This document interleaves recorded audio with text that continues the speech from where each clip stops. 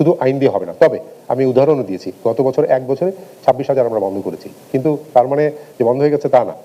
প্রতিনিয়ত এই একটা পর একটা আসছে, অন্য একটা প্রোগ্রামের ফাঁকে অ্যাড হিসাবে চলে আসছে। আমরা এখন যেটা নিয়ে কাজ করছি ভাবুন তো, একটি দেশ যেখানে জুয়া আইনত নিষিদ্ধ, তবুও প্রতিদিন হাজার হাজার মানুষ মোবাইল ফোনে বাজি ধরছে, কোটি কোটি টাকা দেশের বাইরে চলে যাচ্ছে, তবুও কারো কোনো মাথা ব্যথা নেই। প্রশ্ন হলো, যদি জুয়া অবৈধ হয় তাহলে এটি বন্ধ হচ্ছে না কেন? এটি কি শুধু আইন শৃঙ্খলার ব্যর্থতা, নাকি এর পেছনে আছে আরও বড় প্রযুক্তিগত, অর্থনৈতিক ও মানসিক কারণ? আজকের ভিডিওতে আমরা আবেগ নয়, বাস্তবতা দিয়ে এই প্রশ্নের উত্তর খুঁজে বের করব। তাহলে চলুন ভিডিওটা শুরু করা যাক।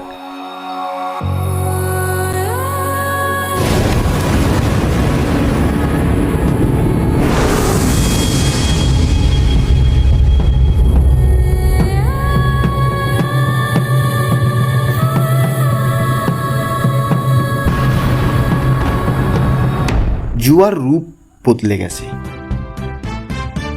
একসময় জুয়া মানেই ছিল তাসের আসর, ক্যাসিনো বা গোপন আড্ডা, কিন্তু এখন জুয়া আপনার পকেটে, একটি স্মার্টফোন, একটি ইন্টারনেট সংযোগ আর কয়েকটি ক্লিক। আজকের অনলাইন ব্যাটিং প্ল্যাটফর্মগুলো কোনো নির্দিষ্ট ভবনে চলে না, তারা বিদেশি সার্ভার ব্যবহার করে, ডোমেইন বদলায়, ভিপিএন ব্যবহার করে, নতুন নতুন অ্যাপ তৈরি করে। একটি ওয়েবসাইট বন্ধ হলে কয়েক ঘন্টার মধ্যে আরেকটি ওয়েবসাইট চালু হয়। এই কারণেই শুধু ওয়েবসাইট ব্লক করলেই সমস্যা শেষ হয় না, বরং সমস্যা থেকেই যায়। প্রযুক্তি বনাম আইনের গতি। আইন তৈরি হতে সময় লাগে, তদন্তে সময় লাগে, আদালতে সময় লাগে, কিন্তু একটি অনলাইন জুয়ার সাইট তৈরি হতে কয়েক ঘন্টা সময় লাগে। এই অসম প্রতিযোগিতাই বড় সমস্যা।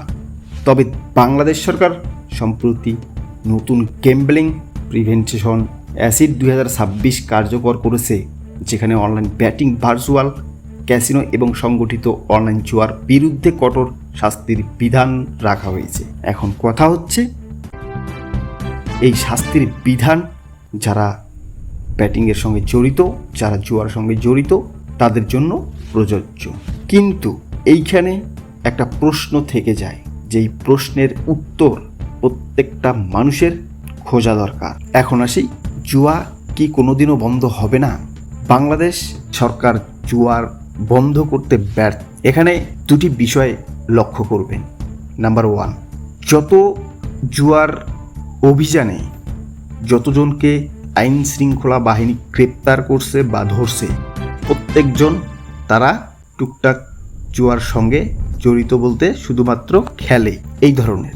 তাদেরকে ধরে সাংবাদিকের মাধ্যমে ছবি তুলে দেখাইলো যে জুয়া যারা খেলবে তাদেরকে ধরবে, তাদের জন্য আইন প্রয়োগ করা হবে। মূলত প্রশ্ন একটা, সেটা হলো, বাংলাদেশ থেকে যেই সমস্ত পেমেন্ট গেটওয়ে, বিকাশ, নগদ, রকেট, এই পেমেন্ট মেথডগুলো তো বাংলাদেশি, তাই না? আপনি, আমি, আমরা সবাই জানি যে এই সমস্ত পেমেন্ট মেথড বাংলাদেশি। বাংলাদেশ যেখানে কতজন মানুষ গুগল পেমেন্ট মেথড খুলতে পারবে বলতে পারবেন? কয়জন মানুষ?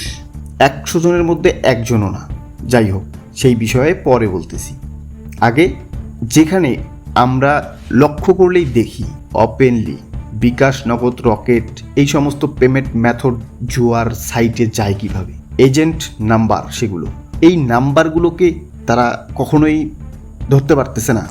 মানে তারা এটা ধরতে পারতেছে 2-1 জন জুয়া খেললে তাদেরকে ধরতেছে, বাট এই যে পেমেন্ট মেথডগুলোর যে আইডি প্রুফ দিয়ে যে এজেন্ট বিকাশের চালাচ্ছে, কয়জনকে ধরছে?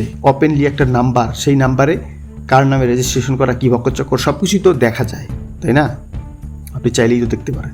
আপনি এত কিছু করতেছেন, আপনি এতটুকু দেখতে পারবেন না যে একটা নাম্বারের কার নামে এই বিকাশ এজেন্টটা পরিচালিত হচ্ছে, বা তার বাসা কোথায়, সে কোথায়, নাকি বিকাশ এজেন্ট নিতে ফ্যাক্ট সব কিছু প্রোভাইড করা হয়।